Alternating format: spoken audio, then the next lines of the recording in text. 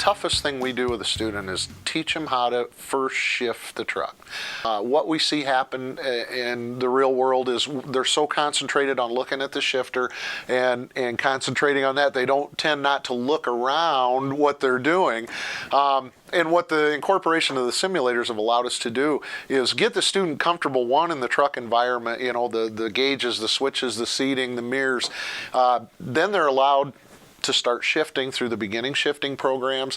By the time we load scenarios where they hook a trailer and start pulling a trailer in the environment, they quit looking at the shifter. They've got those patterns in their head. They understand the principles involved with that. And the students are a lot more comfortable when they first get in the real thing. And then we can bring them back to the simulators. And as we saw earlier, we can add snow and ice and wind. We can put hazardous traffic situations that we couldn't dream of putting them in out on the real world.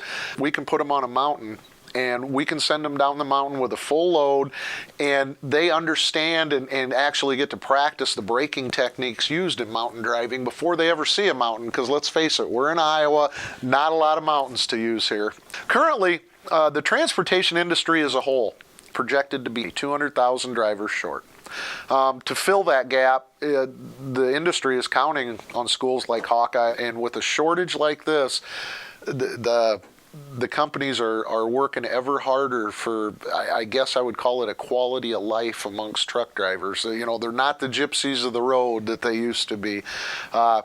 And, you know, as far as first year pay, you know, depending on what segment of the industry you get into, we've got students coming out of this course in 16 weeks earning anywhere from $35,000 to $55,000 their first year out of here. The opportunities for drivers are limitless out there.